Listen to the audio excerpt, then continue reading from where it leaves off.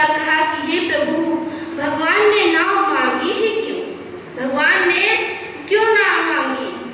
तो भगवान शिव ने कहा, हे देवी, हम आपको बताते हैं कि भगवान ने नाव क्यों मांगी। पहला प्रश्न है कि भगवान राम ने केवट से नाव क्यों मांगी, तो पहले प्रश्न का पहला कारण सुनो।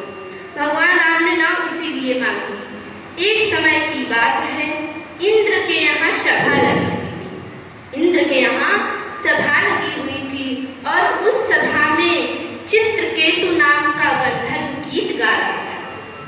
जब चित्रकेतु नाम का गंधर्व गीत गा रहा था, उसी सभा में दुर्वासा ऋषि भी उपस्थित थे। जब वह चित्रकेतु नाम का गंधर्व गीत गा रहा था और उसी समय एक घटना घट गई। गीत गाते गाते उस गंधर्व के गीत में व्यंग पैदा हो गया, जिसे आम भाषा में लयकटा कहते हैं।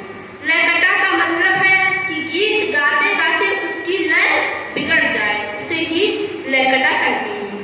तो चित्रकेतु के गीत में लयकटा उत्पन्न हो गया, व्यंग उत्पन्न हो गया। और जब व्यंग उत्पन्न हो गया तो दुर्वासा ऋषि क्रोधित हो गए। दुर्वासा ऋषि क्रोधित हो गए और दुर्वासा ऋषि ने चित्रकेतु को श्राप दे दिया और कहा कि जा चित्रकेतु, तू वृक्ष बन जा, तू वृक्ष बन जा। जब दुर्वासा ऋषि ने चित्रकेतु को श्राप दे दिया तो चित्रकेतु हाथ जोड़कर खड़ा हो गया और कहा, मुनिवर, अब आपने मुझे तो श्राप दे ही दिया है, तो मुझे यह बताइए कि मेरा उद्धार किस प्रकार होगा? मेरा उद्धार भी तो कभी होगा, तो मेरा उद्धार किस प्रकार होगा? तो दुर्वासा ऋषि तो मुनि हैं, मुनियों का हृदय बहुत ही कोमल होता है, दयालु होता है। तो दुर्वासा ऋषि ने कहा, जा चित्रकेतु, तू वृक्ष बनेगा और जब भगवान राम त्रेता युग में अपने अंशों सहित अवतीर्ण होंगे और उसी समय केवट उस वृक्ष की नाव बनाएगा और जब भगवान के चरण तुम्हारे ऊपर पड़ेंगे तभी तुम्हारा उद्धार हो जाएगा, तभी तुम्हारा उद्धार हो जाएगा। भगवान शिव शंकर कह रहे हैं कि हे देवी, भगवान सोच रहे हैं कि यदि मैं नाव नहीं मांगूंगा तो चित्रकेतु का उद्धार कैसे होगा, चित्रकेतु का उद्धार कैसे होगा। इसलिए भगवान राम ने केवट से नाव मांगी है। ये है पहले प्रश्न का पहला कारण। अब माँ भवानी पूछती है कि प्रभु और कोई कारण है? तो भगवान ने कहा, हाँ देवी, अब पहले प्रश्न का दूसरा कारण सुनो। भगवान सोच रहे हैं कि मेरे साथ सीता जी हैं, मेरे साथ सीता जी हैं और यदि मैं पैदल गंगा जी को पार करता हूँ तो सीता जी भी चलेंगी और स्त्रियों को कमर के नीचे पानी में नहीं जाना चाहिए, कमर के नीचे तक पानी में नहीं जाना चाहिए स्त्रियों को। इसलिए भगवान ने सोचा कि मैं नाव मांगूं जिससे सीता जी आसानी से पार हो सके और मैं भी पार हो जाऊं। ये है पहले प्रश्न का दूसरा कारण, क्योंकि स्त्रियों को कमर के नीचे तक पानी में नहीं जाना चाहिए और सीता जी साथ थी, इसलिए भगवान ने केवट से नाव मांगी थी। भवानी ने कहा, प्रभु और कोई कारण? तो भगवान शिव शंकर ने कहा, हाँ देवी, पहले प्रश्न का तीसरा कारण सुनो। भगवान सोच रहे हैं कि गंगा जी का अवतरण हमारे चरणों से हुआ है, गंगा जी का अवतरण हमारे चरणों से हुआ है।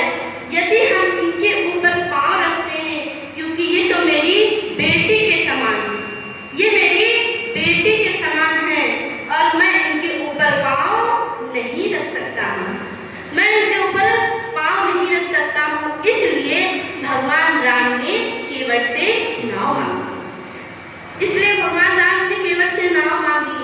अब ये है पहले प्रश्न का तीसरा कारण, क्योंकि गंगा जी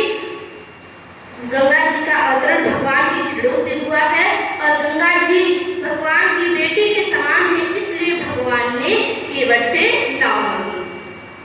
तो भवानी ने पूछा, प्रभु और कोई कारण? तो भगवान ने कहा, हाँ देवी, पहले प्रश्न का चौथा कारण सुनो। चौथा कारण यह है कि भगवान सोच रहे हैं कि जगत में तीन सवारी है, जगत में तीन सवारी है, थलचर, जलचर और नभचर। भगवान सोच रहे हैं कि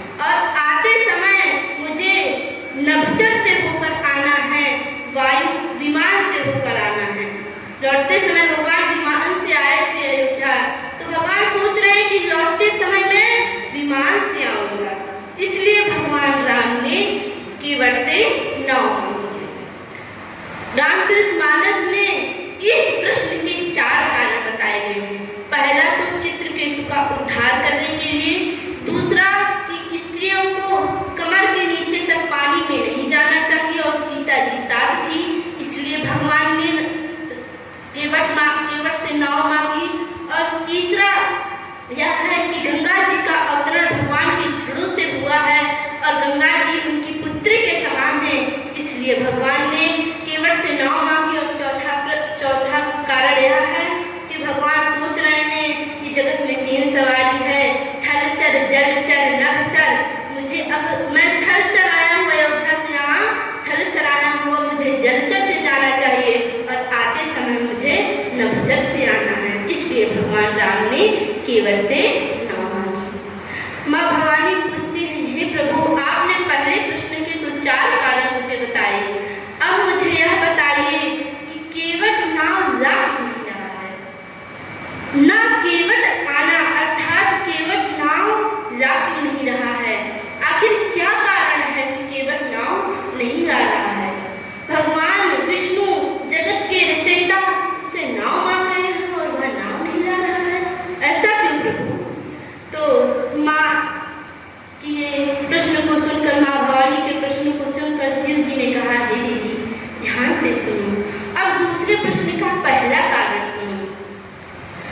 केवट कहता है कि हे प्रभु, केवट सबसे पहले तो केवट भगवान के चरणों को धुलना चाहता है, भगवान के चरणों का स्पर्श करना चाहता है, भगवान के चरणों को धुलना चाहता है, खूब मर मर के धुलना चाहता है और कहता है, हे प्रभु जब तक आप अपने चरणों को नहीं धुलवाएंगे तब तक मैं नाव नहीं लाऊंगा, तब तक मैं नाव नहीं लाऊंगा। इसी कारण केवट नाव नहीं ला रहा है, केवट नाव नहीं ला रहा है क्योंकि वह भगवान के चरणों को धुलना चाहता है, भगवान के चरणों को धुलना चाहता है। भवानी ने कहा, हे प्रभु और कोई कारण? तो भगवान शिव ने कहा, हाँ देवी। अब दूसरे प्रश्न का दूसरा कारण सुनो, दूसरे प्रश्न का दूसरा कारण सुनो। केवट कहता है कि हे प्रभु आपके पैरों में तो जादू है, आपके पैरों में तो जादू है, आपके चरण पत्थर पर पड़ते ही वह पत्थर अहिल्या नारी बन गई, वह पत्थर अहिल्या नारी बन गई।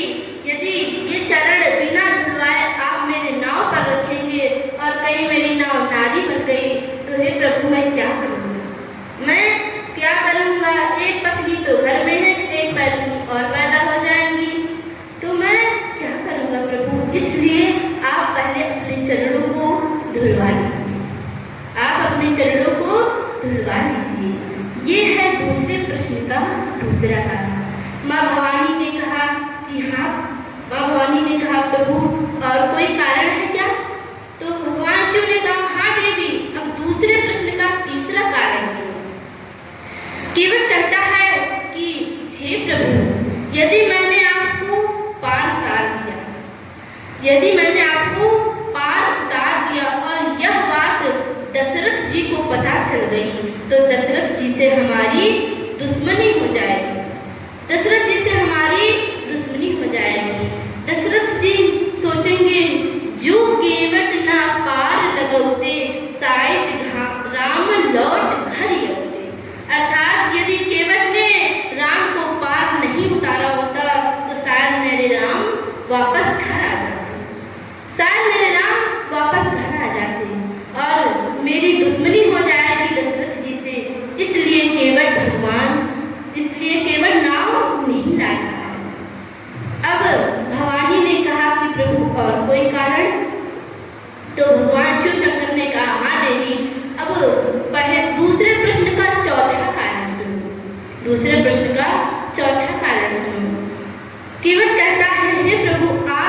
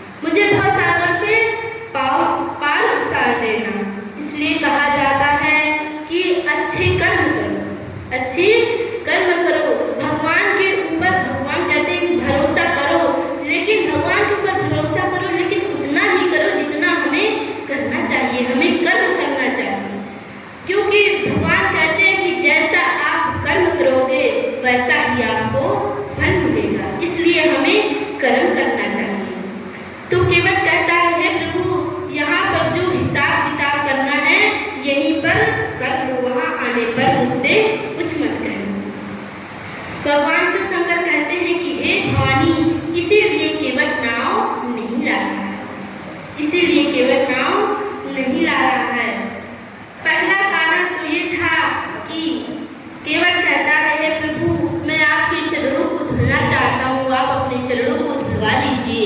और दूसरा कारण यह है कि केवट कहता है, हे प्रभु, आपके चरण पड़ते ही, छूते ही वह पत्थर नारी बन गई, मेरी नाव भी नारी बन जाएगी, तो प्रभु मैं क्या करूँगा। तीसरा कारण, यदि दशरथ जी को पता चल गया कि केवट ने मेरे बेटे को अर्थात राम को पार उतार दिया, तो दशरथ जी से मेरी दुश्मनी हो जाएगी। और चौथा कारण यह है, केवट कहता है, प्रभु मुझे भी एक दिन आपके घाट पर आना है, इसलिए प्रभु जो हिसाब किताब करना है यहीं पर कर लो, वहाँ आने पर मुझे भवसागर से पार उतार देना, अपनी नैया से मुझे पार उतार देना। रामचरितमानस में इस प्रश्न के भी 4 कारण बताए गए हैं। पहले प्रश्न के भी 4 कारण बताए गए हैं और दूसरे प्रश्न के भी 4 कारण बताए गए हैं। अब माँ भवानी कहती हैं कि हे प्रभु, अब मुझे ये बताइए कि केवट भगवान राम का मर्म क्या जानता है। चौपाई में